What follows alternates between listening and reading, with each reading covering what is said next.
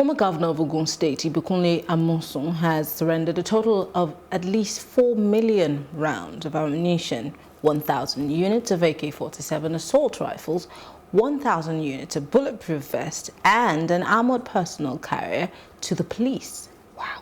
Now, he claims that he had acquired them in order to check the widespread insecurity in his state. He also stated that he took the decision to keep them at the government house armory to ensure they were not allocated indiscriminately by security agencies. Now, I guess that's the job of the chief security officer of a state. Well, still in the studio, I have Bernard Oniga and Martins Lumber. They are political analysts. Thank you, gentlemen, for staying with us. I'll start with you, Mr. Martins.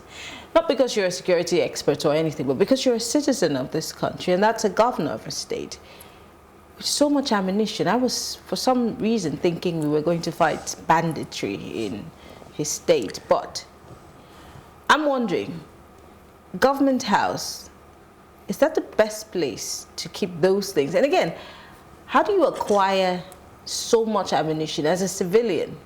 Remember, last year, there were so many ammunitions and catches of, guns coming into the country. Some intercepted, some were found in I think Southern Africa were first to raise the alarm that it was coming from Turkey. And we said we were going to speak to the Turkish government, and that was it. And then another found at the port, and then another had gotten into the city before soldiers intercepted it. So I'm just trying to see if we can, I'm not in any way trying to say anything, but I'm wondering, how does a governor who's not a security official... Right. It doesn't sit right. Yes, please. You know that, like they say, security is meant for security people to deal with. The governor is not a security person. Even if the governor was to give, get my point, if he was to give authorization for a number of these things to be brought into the state, they will end up, obviously, with the people in charge of security. That could mean the police people, that could mean the, maybe, I don't know if there's a GOC there, an infantry brigade or what have you. That is how these things are supposed to sit properly. But for these things to end up in government house, I think that it has a lot of interrogation, to make. But typical Nigerian scenario, even the way these things were passed on to the security people eventually, like I learned, it didn't really follow official channels, so to say.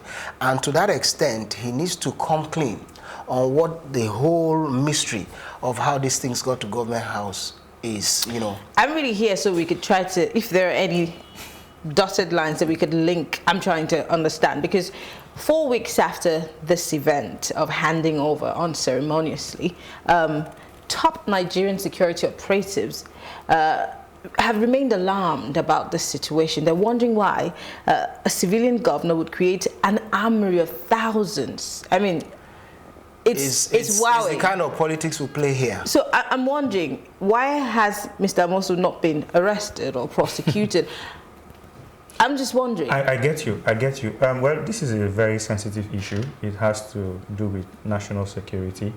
I have played a little bit in the security space at some point in my life, and I understand that even as simply as buying a bulletproof vehicle, if you remember the Stella Odua saga, she was supposed to get clearance from the Office of the National Security Advisor. Because it's a modus operandi. Exactly, because so it is a security issue and it has a lot of protocols. So there are certain requirements and it's a must, you must meet those requirements. So for instance, let's take Lagos State. Lagos State does a lot of contribution to the security architecture and assisting the Nigerian police, assisting the military. They do a lot of funding, but there's a procedure. Lagos State government, I think, also buys this equipment. But what is the procedure? You write to the Office of the National Security Advisor and you say, oh, I want to contribute as a state to the security within my territory, and I think, let me know what you want, and because as a governor, you are not, even if you're a military personnel, you do not know what the security personnel wants or what the institutions want. You say, okay,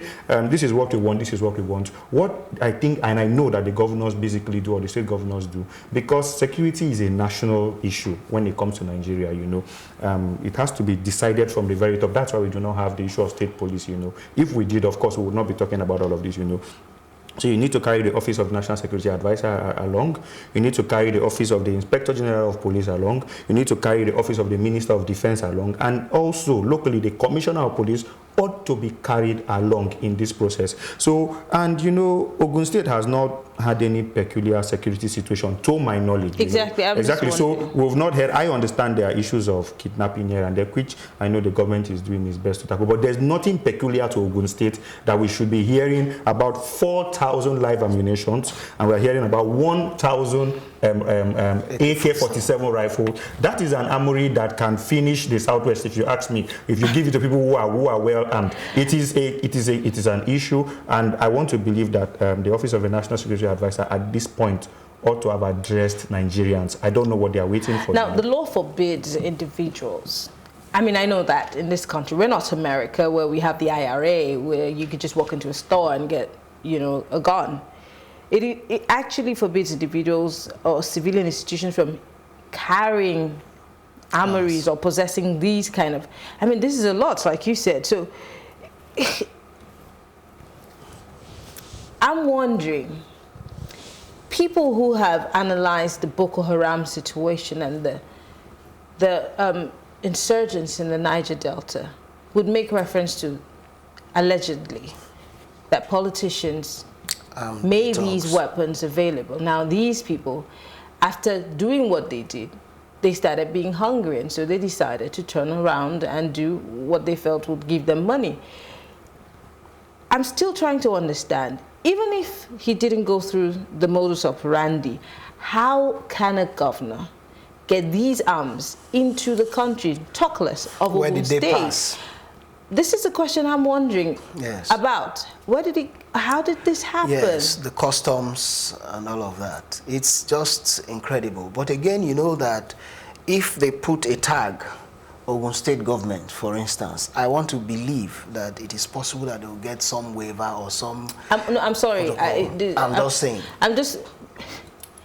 You're telling me that, I mean, this is not a diplomacy thing. Yes. For example, it's not that you're traveling as a Nigerian government delegation, so you'd say, oh, we came on that ship. Immunity. Yes. So you're telling me that as a customs officer, you still do not have a right to search because a lot of things happen in Nigeria, and we must call a spade a spade. Some of these things, even with regard to young people and what have you, so many things are just not sitting right. And until we address those things, whatever it is we're doing, it always amounts to like we're jokers. Because how did all of this pass through customs?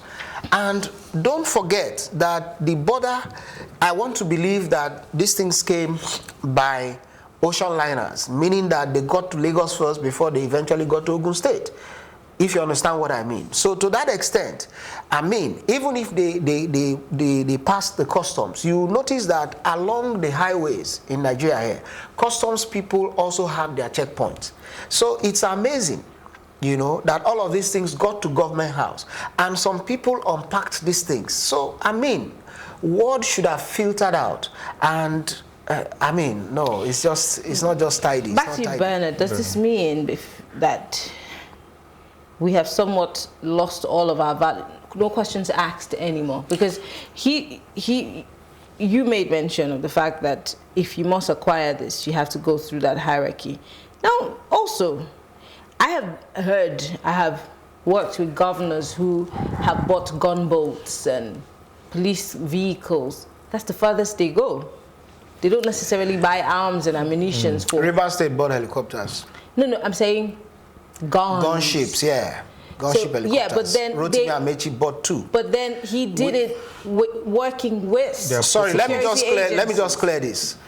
The gunships that Amechi bought, you know, I don't believe that the security people were aware as at that time. But eventually, with the change of guard in 2015, I know that story was that Governor Wike eventually donated those, helicopters to the Nigeria Air Force. Why did he do that? Because the amount to clear those, from customs was so huge, and he felt it didn't make sense. So you people take. So, I mean, they waved that aside. We ought to have interrogated that matter at least at the level Hence of the my Niger question to Bernard. Do we no longer ask questions? Whether you are a security agent or you're a personal aide to a government official who is doing something that doesn't naturally sit well, especially when it comes to national security.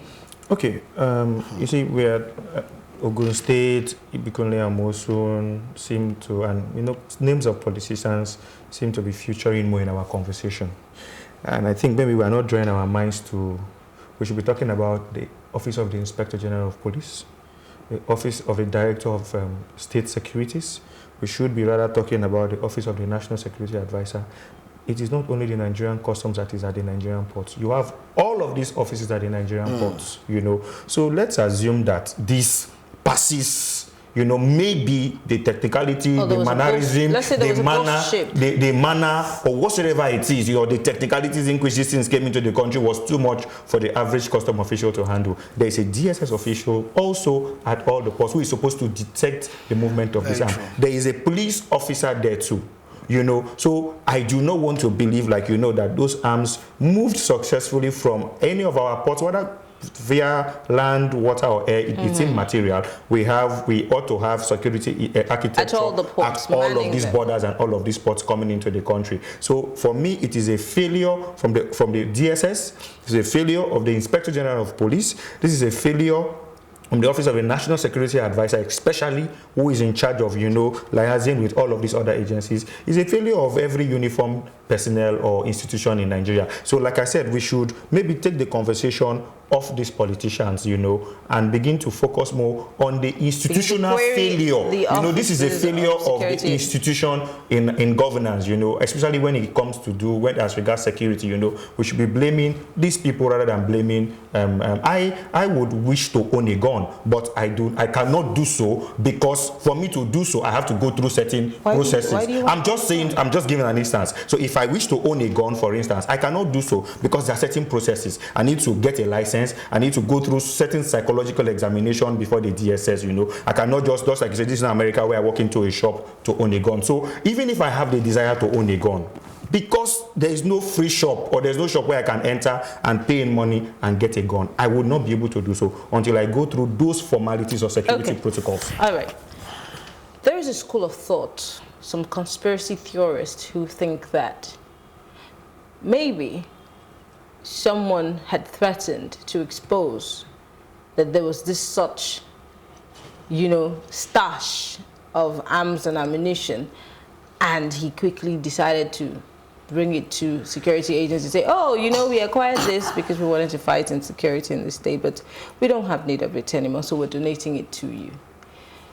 Like you said, for the Amechi situation, it was waived.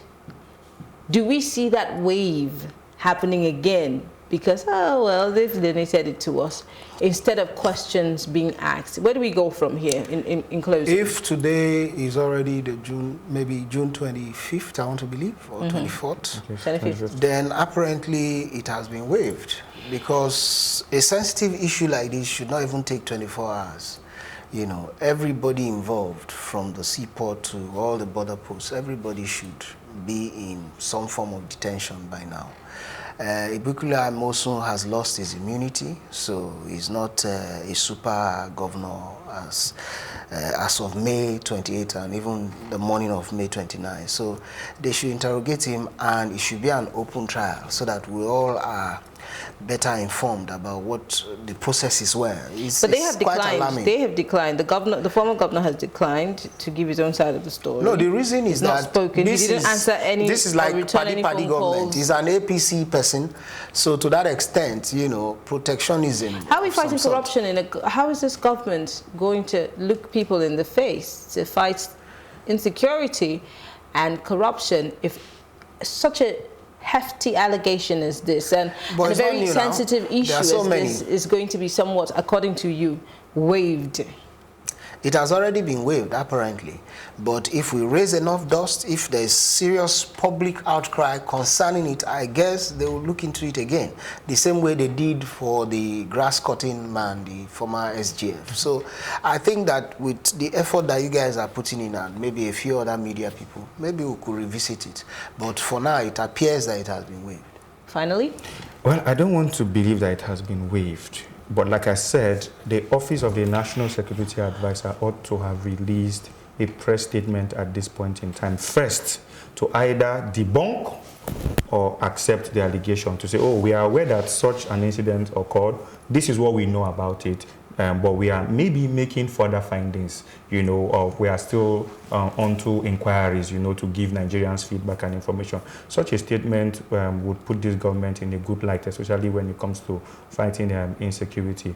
I would not want to believe, like I said, it has been waived. I'm still very hopeful, and I am still positive that maybe, just maybe, but you know, it's barely is getting to 24 hours or so since this news broke. News came you know, out. I think the government shouldn't have allowed this news linger on up to this time. I am not aware of an official statement. There's a commissioner of police in Ogun State. He should have come out to debunk that statement, or you know, give us certain information if he has any, you know. So I don't think it has been waived. I am still hopeful, but you know, for the best, you know, that we would see to it. And also, just to add to what Mr. Lumba said, we should, if former Governor Ibikunle Amosun is seen to be guilty, there should be an open trial so that people, which will serve as a deterrent, you know. It's in case there are more people out there stashing guns. Well, I want to say thank you to you, Bernard Oniga, political analyst, Mr. Martins Lumba, also political analyst. Thank you very much for this conversation. It's been an interesting one. Well, we'll take a break and bring you some of our packages for today. Of course, we want to bring you some comments, by the way, we've had from our previous shows on the former president of Olusegun Obasanjo speaking on nepotism. Now, when we return, I'll be giving you my take. You don't want to miss it.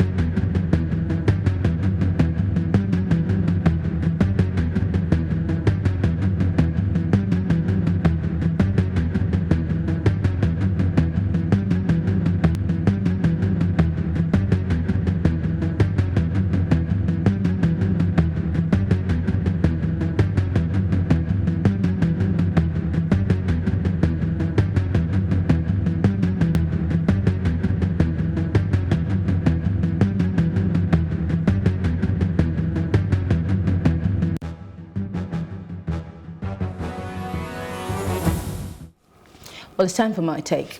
Now, I have to say that it's commendable that the Nigerian youths are beginning to play roles, you know, active roles in elections and even Nigeria's politics. However, I believe it's time to do more. I mean, we've wasted enough time in allowing bad eggs of older generations rule the country with impunity, so much so that the rot seems to have eaten deep into the fabrics of our system. But nothing is impossible, never, because we can take back our country and build it into the great nation that it has always been destined to be. And also, looking at former Governor Amosun's actions, acquiring a large amount of arms and ammunition, I'm guessing that there's some ulterior motive here. How do you turn your home into an arsenal, all in the name of, you know, fearing that arms would not be properly distributed? You're not a security agency. You're a governor. You're a civilian. So, as much as we would want to urge security forces to properly and diligently investigate what exactly is going on here, because, I mean, there seems to be more than meets the eye, I'd also like to urge that the judiciary literally goes in hard on this one. He should be made to face the full weight of the law, even though he seems to be close to the sitting president or even the party that's in power. It has nothing to do with law and order. Well, that's all for tonight, ladies and gentlemen. Let's do the right thing always. My name is Maryann Okon. I'll see you tomorrow on Plus Politics.